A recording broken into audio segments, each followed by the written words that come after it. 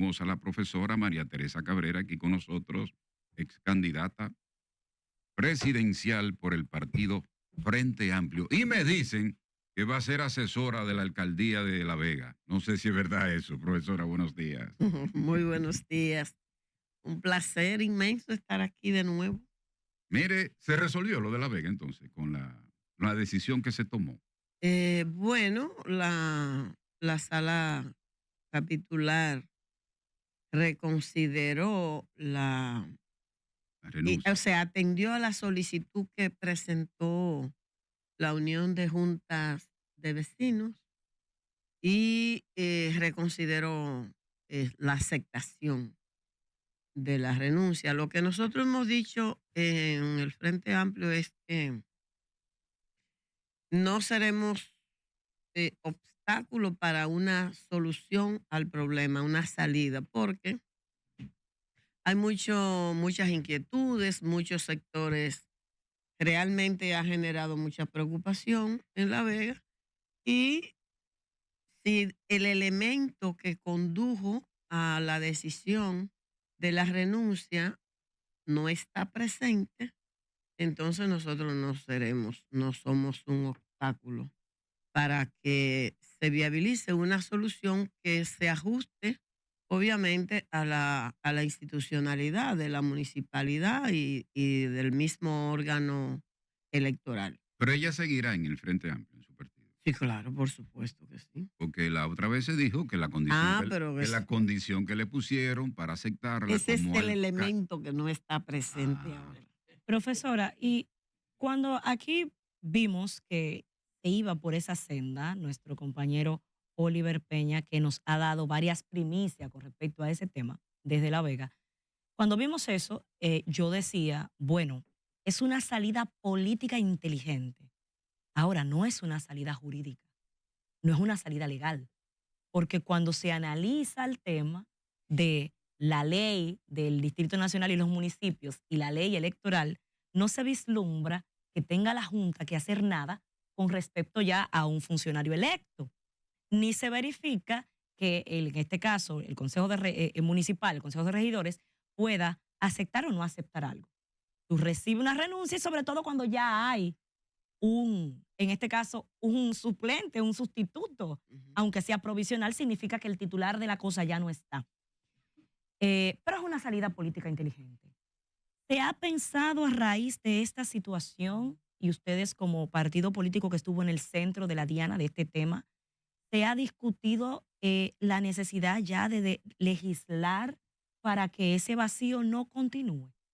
Yo desde el momento en que se presentó la situación, que comenzó esa discusión, dije que a propósito de que se estaba hablando de reforma, en ese momento estaba el tema de la reforma a la Constitución que había planteado el presidente de la República.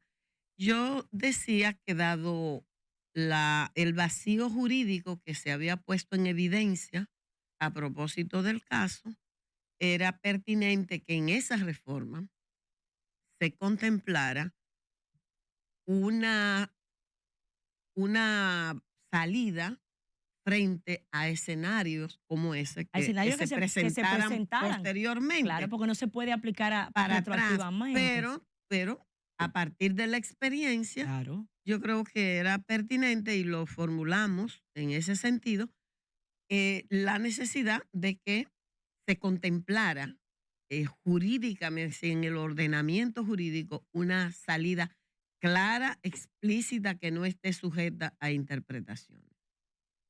el Frente Amplio tiene qué sé yo, otro funcionario electo. ¿Sería esta la primera? ¿O tienen regidores? ¿Tienen? No, nosotros, usted dice antes o ahora. No, ahora en la No. En actualidad. este momento. Sí, no, la compañera Amparo. Ah, ok. Pero mire, profesora, si su compañera Amparo llega a ser la alcaldesa de allá de La Vega, Es inminente ya. sería maravilloso un buen desenvolvimiento Claro. para La Vega y para su organización. Claro que sí. Sería trascendental, porque, Por óigame, supuesto. la oportunidad de usted dirigir como alcaldesa de una provincia como La Vega, Sí, esa es Municipio, una, no, el municipio. esa es una gran oportunidad política sin ninguna para duda. ustedes, la organización, ¿eh? Y con Sí. una mujer que tiene trayectoria. Oh, pero Sin ven duda acá. que sí. Y además, yo les comentaba a ustedes en algún momento que hablamos de esto, que Amparo no fue nunca una vicealcaldesa decorativa. Siempre tuvo a cargo programas fundamentales. Y la evaluación de esos programas por los organismos que habitualmente hacen esas evaluaciones siempre fue muy alta. Incluso Kelvin, en una ocasión, me decía, María, mostrándome unos resultados de una evaluación. Y él decía, yo no sé cuánto es por mi trabajo y cuánto es por el trabajo de Amparo. Realmente él reconocía, siempre Y, reconoció a- la... y ahora que usted señala a Kelvin, porque nosotros escuchamos de los impases que se estaban dando y de las presiones a la señora Amparo, pero en algún momento se le puso nombre y apellido y se hablaba de la gobernadora.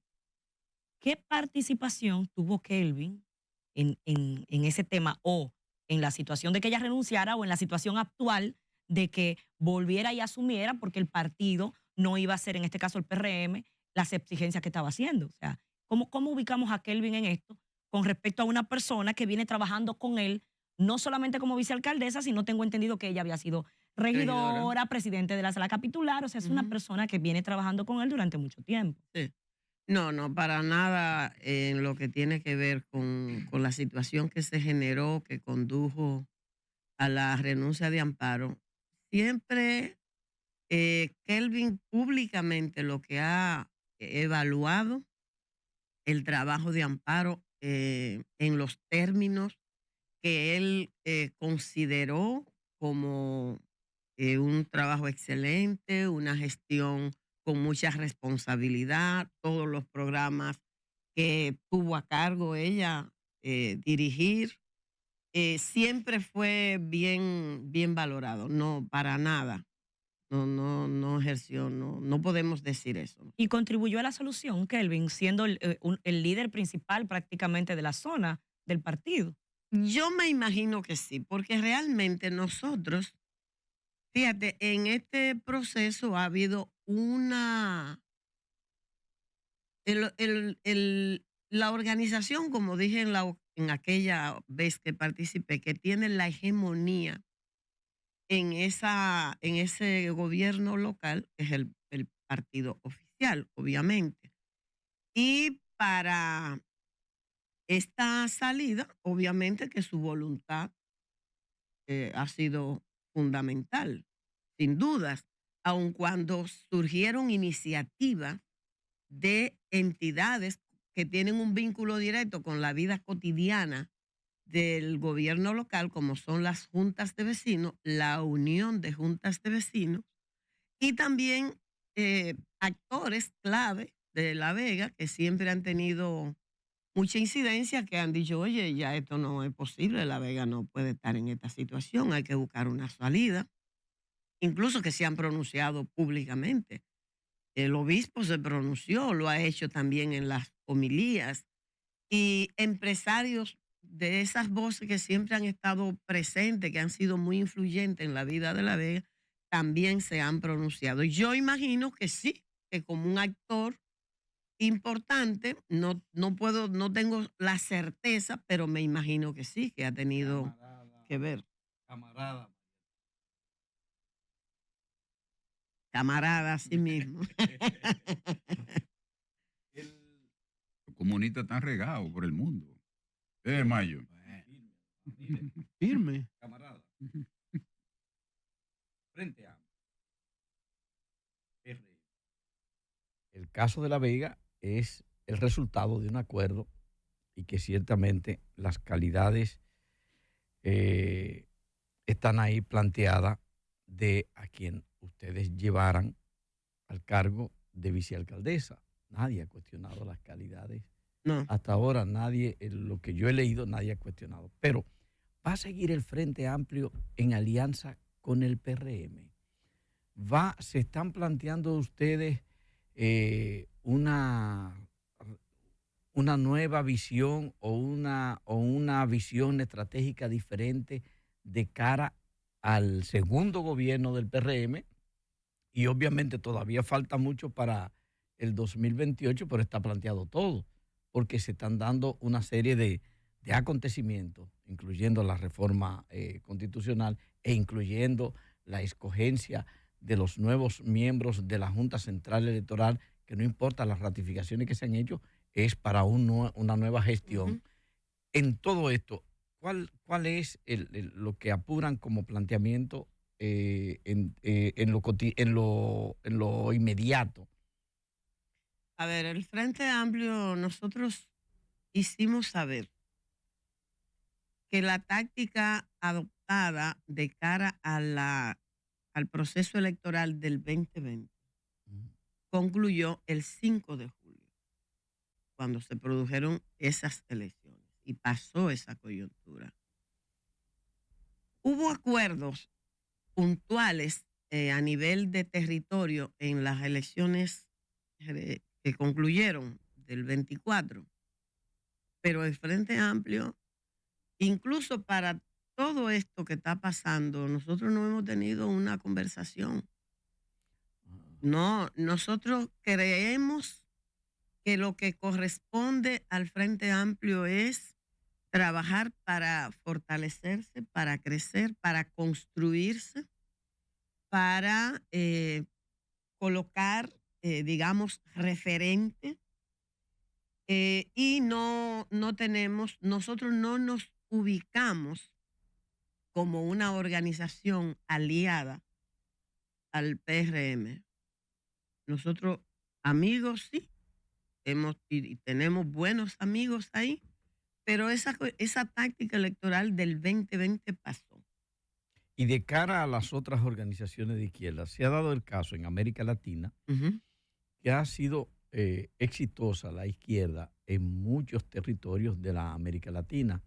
Sin embargo, uno advierte que en el caso de la República Dominicana no se logra la construcción de una izquierda como alternativa, a pesar de que ha contribuido a que el PRD fuera una alternativa, la izquierda en términos históricos. Ujú, sí, claro. Contribuyó a que el PLD en algún momento se convirtiera en alternativa, pero por sí misma la izquierda no ha logrado estructurarse como una alternativa en el campo electoral de la República Dominicana. Así es. Yo creo que ese es un gran desafío. La izquierda en la República Dominicana ha estado, digamos, que en el centro de las luchas por demandas, por reivindicaciones, y se les reconoce Ujú. como eso, no así en el terreno propiamente de la política electoral, por un lado. Esa es una cuestión. Y por la otra, el tema de la dispersión. ¿Cuánto cuesta, cuánto ha costado al movimiento de izquierda en la República Dominicana articularse? Ujú. Y fíjense que somos capaces de valorar las experiencias que se producen en otros países. En la experiencia del Frente Amplio en Uruguay, por ejemplo, y decimos y saludamos los gobiernos de izquierda que han salido de esa coalición, pero somos incapaces de entenderlo para el Para el- escenario de la República Dominicana. Apelamos unos muy puros que no se pueden articular con nadie, que no pueden entender, no pueden, digamos, aplicar las categorías que son propias para el análisis concreto de la De realidad manera concreta, concreta. ¿verdad? Entonces, las alianzas, en términos concretos, responden a un escenario en el que usted analiza la correlación de fuerza. Mm. Si usted dice que usted quiere ganar el poder para esto, esto y aquello, y resulta que usted dice, pero no puedo solo, no tengo la fuerza para lograrlo solo, entonces tiene que plantearse la construcción de alianzas que posibiliten construir mayoría que hagan posible eso. Pero aquí en la República Dominicana el movimiento le ha costado mucho, mucho, mucho, mucho hacer como esas lecturas. Hay lecturas distintas y esa dispersión que tal vez tenga que ver con la propia idiosincrasia del pueblo dominicano, porque señores, aquí se dividen las empresas familiares, las orquestas familiares. Aquí hay una tendencia a la dispersión enorme. La Junta de Vecinos crean tres. Pero así mismo se ha ido disminuyendo el Frente Amplio. Entes importantes, figuras que se han ido de allá del Frente Amplio. Unos se van Mira, y usted otros. mencionó a Uruguay ahorita, perdón, profesora. Ahí no es que está su querido compañero, este niño, Santana, como embajador, Fidel Santana. Yo tengo mucho que no veo a Porque como Fidel. usted mencionó a Uruguay, ahí es que él está, yo creo, como embajador. Perdón, Wendy. Yo creo que sí. Sí, ahí es que está, y como que lo veo Claro, ahí que medio alentadito a él. Yo tengo mucho, no sé si está alentado, Sí, porque la verdad que tengo alentadito, sí. años. Ahí es que está, excúsenme, o sea, profesora. después que él está como embajador, yo no Ahí lo he es que vuelto está el problema de los izquierdistas, que cuando aprueban la mierda del poder, se olvidan de eso. No, yo no sé por qué usted me mira así tan seriamente, profesora. Se olvidan cuando aprueban el poder, se lo olvidan. Mire ese bandido de Nicaragua, que yo no sé cómo usted... Mire, yo lo que pasa es que yo me río porque yo en una ocasión que tuvimos una conversación acá, usted me dijo esto y yo le dije, yo tengo un cura amigo mío que me dice que el que perdió la fe es porque nunca la tuvo. Sí, hombre. Estaban de un lado, pero al final... Hay gente que se engancha. Sí. Es igual los arrepentidos. Sí, justamente quería ir Perdón, sobre ese profesora. tema.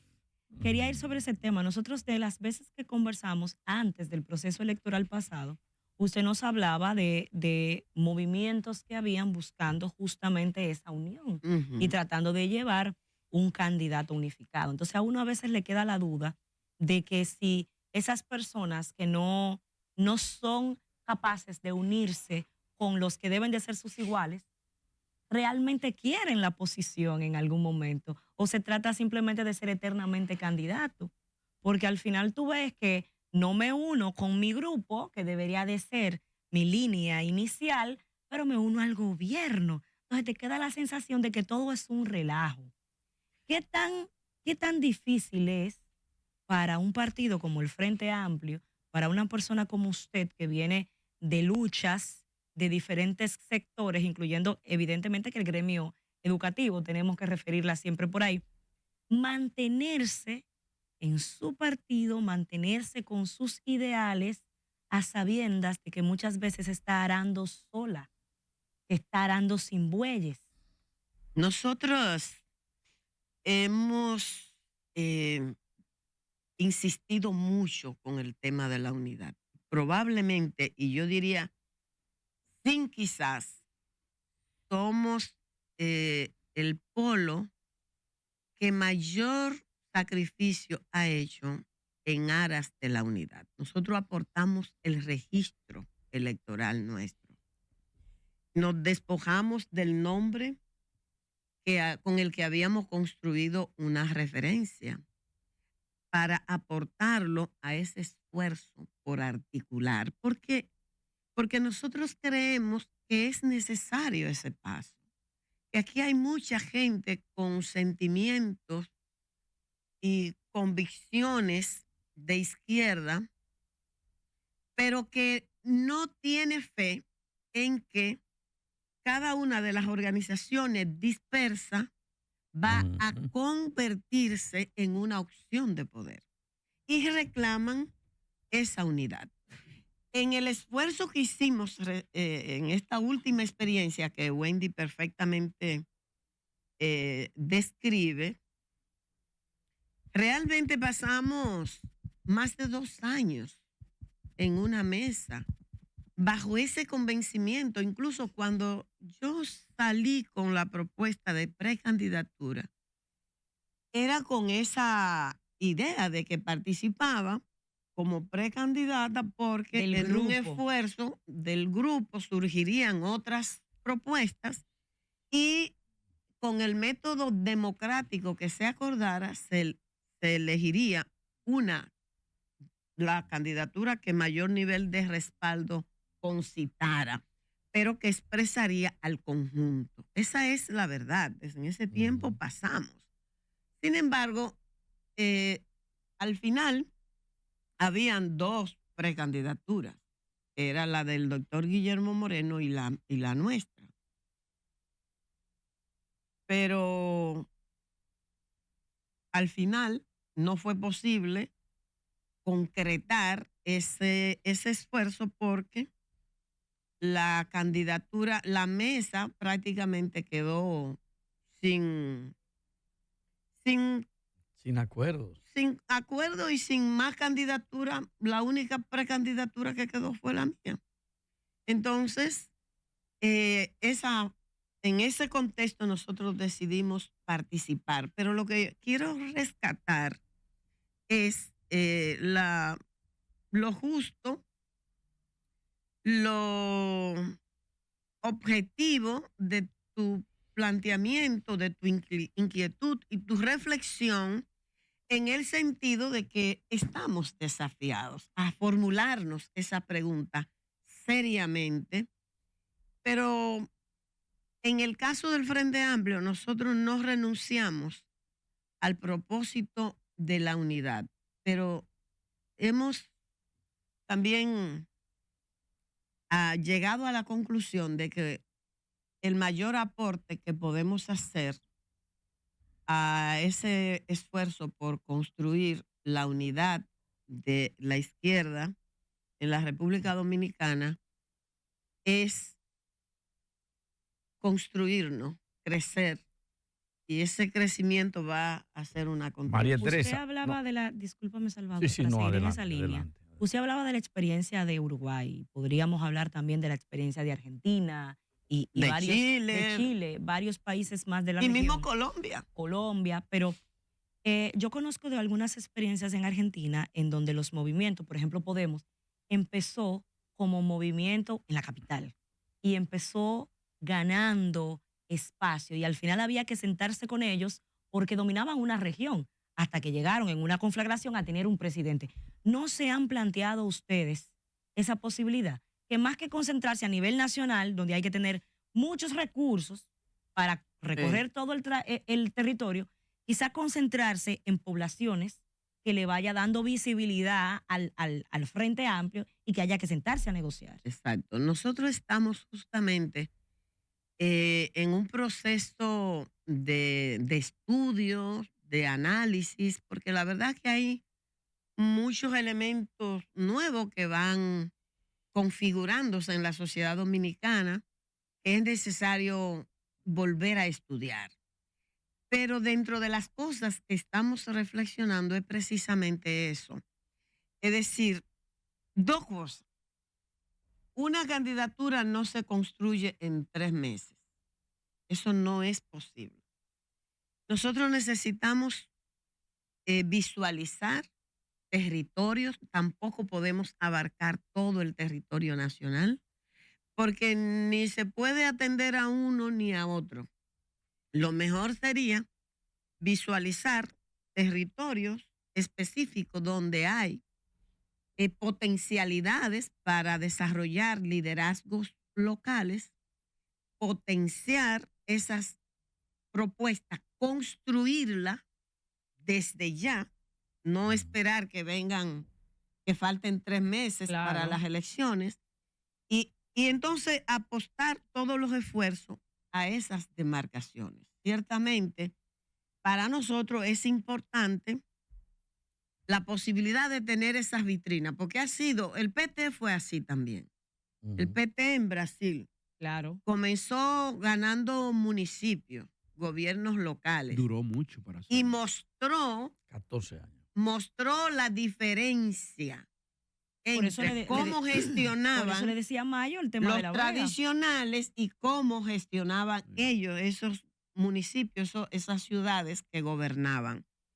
Y eso le permitió entonces decir, bueno, así gobernamos el municipio. Si gobernamos el país, Óigame, sí. vamos en esa misma Mire, perspectiva. profesora, perdón, esa es una gran oportunidad la de señor Amparo allá en La Vega. Sí, Sí. claro que sí. Eso puede iniciar la revolución de esa organización política. Claro. Un ejemplo por ejemplo, haga la repetición cuando el alcalde de Santiago, Abel, que él comenzó su campaña nacional con eso. Si Con lo cambiamos que una hizo ahí. provincia, cambiamos al país. Sí. Eso es para poner un ejemplo. Sí, es decir, que sí. la señora Amparo puede ser el inicio de esa organización. ¿eh? Sí. María Así que Teresa. apúrese ahí, profesora, con su asesoría y con su buena voluntad de que la señora Amparo coja el timón de La Vega. Sí. María Teresa, Así uno es. no puede desaprovechar a quien es un ícono, un símbolo de la educación en la República Dominicana para no tocar el tema de la educación. Tenemos una crisis en la ejecución presupuestaria. Hay una subejecución que nosotros hemos puesto sobre el tapete de 71,000 y pico de millones de pesos por parte de lo planificado y lo presupuestado por parte del ministerio. Hay un tema de crisis en cuanto a las aulas se refiere, a pesar de que hay que reconocer que en los últimos 3 gobiernos ha habido un incremento enorme de la construcción Ujú. de escuelas. Pero también hay apuntalado un tema de crisis, no solo administrativa, financiera y de ejecución, sino docente, de calidad docente. ¿Cuál es la visión que tiene María Teresa del tema educación en este momento? Ese es un tema que no solo a mí me apasiona porque le atribuyo una importancia esencial para marcar el derrotero que una nación se plantea o que un país se propone. Un poco se puede leer hacia dónde va una nación a partir de cómo anda, cómo se definen las políticas educativas, cómo se ejecutan y todo eso. Entonces es un tema muy importante porque en él descansa las posibilidades de desarrollo social, científico, tecnológico, y eso es todo prácticamente para una nación. Yo digo que el tema de la educación hay la necesidad de abordarlo con todas sus aristas, en el nivel de profundidad que se requiere. Y en la República Dominicana todavía una señal de lo lejos que estamos es que todavía tenemos que hablar de los insumos.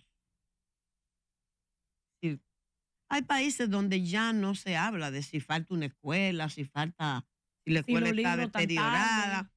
si están los textos, si es nada de eso. O sea, los insumos, no hay que hablar de eso porque no es necesario, porque esos temas están resueltos. Y entonces se habla de la educación. Porque lo esencial, lo misional de un sistema educativo es plantearse cuál es el tipo de ser humano que se quiere formar en una sociedad. Esa es la pregunta clave que le puede decir, bueno, queremos formar seres humanos capaces de pensar lógica y críticamente. O también queremos formar seres humanos con un pensamiento desestructurado, que se puedan manipular, no entienda lo que pasa, no comprenda lo que pasa en su mundo inmediato, en la realidad en la que vive, que no pueda comprender un texto, que no pueda analizar una noticia de un periódico, que no pueda percatarse por qué una noticia está en un lugar y la otra está en el otro lugar del periódico, porque nada de eso es fortuito, ¿verdad? Claro. Entonces, ese es el desafío que nosotros tenemos. Y en eso estamos hablando entonces de lo que se denomina, que a mí no me gusta tanto hablar de la calidad de la educación, porque no es neutro ese concepto. Si para algunos calidad de la educación es que el sistema educativo les le prepare mano de obra con destreza para la producción, pero no para pensar. Entonces yo lo quiero más integral. Cuando hablo de calidad, hablo de una formación integral, de una persona que puede entender la realidad en la que vive, de una persona que puede cuestionar, que puede interpelar, que no se toma lo primero que le llega sin indagar la fuente, la confiabilidad, de una persona que puede convivir con otros seres humanos, que puede convivir con otros seres vivos y reconocer su papel en el planeta, de una persona que puede ser auténticamente libre, ¿verdad? Entonces, eso implica una formación integral que involucra todas las áreas del conocimiento, pero también lo afectivo, pero también la salud emocional. Señores, los problemas de salud emocional, los problemas afectivos son fuertes y están afectando seriamente a los jóvenes estudiantes de la secundaria, pero también del nivel universitario. Entonces, es tan desafiante. La formación docente es una cuestión esencial al abordar el tema de la educación. Pero ¿qué ha pasado? ¿Qué ha pasado, María Teresa? Que a pesar de que apostábamos al 4%, yo soy de los que sigue apostando al 4% en términos de recursos para posibilitar otra cosa. Y sin embargo, a la par que tenemos problemas con las estructuras, con el desempeño administrativo, seguimos teniendo problemas con lo que tiene que ver con la formación. No importa, sin desdecir de cualquiera de la visión que se tenga de ellos, tenemos problemas con la formación. Nosotros estábamos buscando, por ejemplo, periodistas. Y cuando uno evalúa 17 currículum de profesionales salida de las aulas y tú te encuentras con que no saben redactar una noticia o con que tienen faltas ortográficas o que no tienen estructurado un pensamiento porque un pensamiento para poder emitir una opinión, siendo parte de su rol, uno se cuestiona qué está pasando con la docencia, qué está pasando con la calidad de la enseñanza. Realmente el gran desafío es ese, es que es un círculo vicioso. Ya no es virtuoso, es vicioso. No, es vicioso. Es que se va dando los estudiantes que salen de la educación secundaria y llegan a la universidad. Literalmente usted recibe estudiantes que no saben leer. Es decir, no se supone que eso pase. Estamos desafiados, señores. Y para eso, yo, ostosiana al fin, digo que sí, que la formación de un ejército de educadores y educadoras para abordar la formación desde los primeros niveles de la educación es clave. Pero también entender la dinámica, la complejidad de la educación. La educación es un proceso complejo por la cantidad de agencias que intervienen en ese proceso y todas están desarticuladas.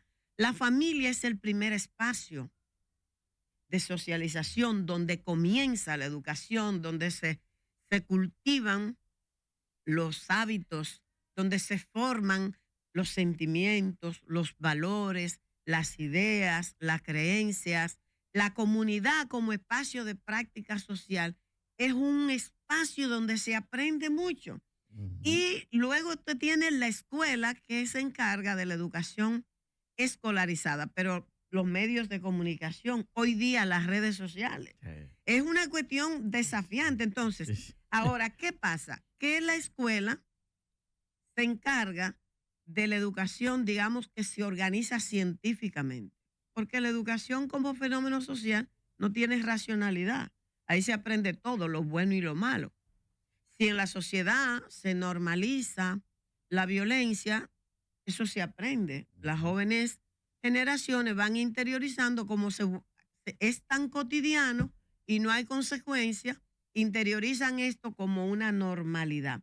Pero la escuela no, porque la educación escolarizada discrimina contenido, tiene una secuencia, dispone de técnicas pedagógicas, estrategias, métodos, sistema de evaluación. Es decir, no enseña todo, discrimina contenido. Este es el programa, ¿verdad? Entonces, en tanto es así y cuenta con un colectivo pedagógico, está en mayor capacidad de jugar un rol proactivo en la articulación de las demás agencias que inciden en la educación. Pero ¿qué pasa con la educación de la República Dominicana? Que los problemas estructurales no se han resuelto. A veces y los problemas estructurales son herencia de los rasgos del sistema político nuestro. En ese tema, profesora, porque a veces a uno le queda la duda de que es primero si el huevo o la gallina. Uno evalúa y cuando nos ponemos a discutir y pensamos en el ADP y decimos los profesores y el ADP dice el ministerio y demás, pero hay una realidad palpable. Tú tienes a un docente que está en un colegio, que da clase en un colegio y aplica para dar clase en la escuela pública y se va e inmediatamente cruza, hay como un cambio de chic, un cambio de cerebro, porque ese docente que te aplicaba unas técnicas, que te aplicaba una herramienta didáctica en un colegio, mañana va a una escuela, que si bien es cierto que solo con tener el doble de estudiantes ya la cosa se complica, pero mañana va a la escuela y tú ves que el rendimiento no es el mismo. No tiene mucho que ver con el tema supervisión, profesora, porque al final de cuentas los libros tienen algunos cambios, pero estamos hablando de los mismos contenidos. No tiene que ver con el hecho de que la gente, uno tiene la sensación de que en las escuelas los docentes andan por la libre. Ay, Dios santo. Es una sensación, ¿eh? Sí. Porque en mi caso estuve en escuelas, pero tengo mucho, ya mis hijos no están en escuela, yo me gradué hace mucho, mucho tiempo. Mira, hay un tema que se vincula con lo que yo estaba diciendo. Es verdad que hay experiencias como esa que tú dices.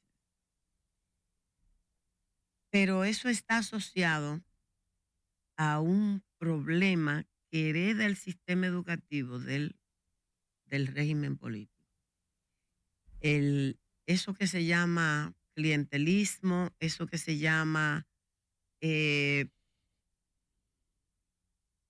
carácter patrimonial, paternalista, eso que provoca que el gobierno se trague el Estado. Entonces, el partido que gobierna entiende y su propia militancia entienden que tienen libertades para todo, que pueden ocupar una posición aunque no presenten las credenciales para ocuparla por ser del partido. Yo recuerdo una experiencia que me marcó de un conserje que tenía más poder, más influencia política que el director regional. Wow. Y el director regional en esa ocasión... Un conserje. Sí, señor. Lo canceló 3 veces. Y el tipo venía, agarraba para acá, Con para la carta del capital, partido. y llegaba nombrado. Empoderado. Ese es el ejemplo más claro. Entonces, hay de eso. Yo creo que hay que cambiar, hay que articular una diversidad de factores que inciden en el tema de la calidad. El acompañamiento pedagógico es uno. La supervisión... A mí no me gusta mucho hablar de la supervisión porque yo creo que hay que construir compromiso de todos los actores, el estilo de dirección, el liderazgo educativo que hay que potenciar. Porque si usted compromete una escuela que tiene un personal con mucho conflicto, que la dirección y los docentes van cada uno por un lado distinto, que el personal de apoyo hay uno que siente que tiene más poder que la que dirige la escuela. Eso no conduce a ninguna parte. Hay la necesidad de potenciar el trabajo en equipo, el sentido de compromiso, pero para que haya ese sentido de compromiso de todo hay que construir colectivamente esos compromisos que implique a los docentes, que implique a la dirección, que implique al personal administrativo y de apoyo, porque efectivamente la educación, por eso es que es compleja, por todo los factores que intervienen en ella. Si la familia va por un lado, la escuela va por otro lado, es difícil. Tiene que darse esa articulación. Finalmente, profesora, hoy Santiago Oeste, hoy y mañana no tiene clase. La ADP de nuevo ha convocado a una paralización de la docencia, el método de la ADP. Siempre desde que estaba en el Comité Ejecutivo Nacional de la ADP y también con el ejercicio que hicimos cuando estuvimos en la presidencia de la ADP, reafirma que nosotros creemos en la necesidad de innovar los métodos. También la ADP, que es mi sindicato, también tiene desafíos, porque la ADP es un sindicato que tiene una potencialidad que está subutilizado, que puede dar mucho, que puede aportar mucho en la construcción de ese compromiso colectivo con la educación. Y una de las cosas que yo creo, un sindicato, la razón de ser de un sindicato es la lucha por lograr condiciones apropiadas para los trabajadores y trabajadoras que agrupa. Pero es posible movilizarse, es posible luchar, es posible lograr reivindicaciones incorporando innovaciones en esas movilizaciones que te permitan conectar, sintonizar más con la sociedad. Su historia lo obliga. Bueno, muchas gracias, Exacto. profesora. Excelente de su participación aquí. La profesora María Teresa Cabrera, ex candidata presidencial por el partido Frente Amplio. Hacemos la pausa.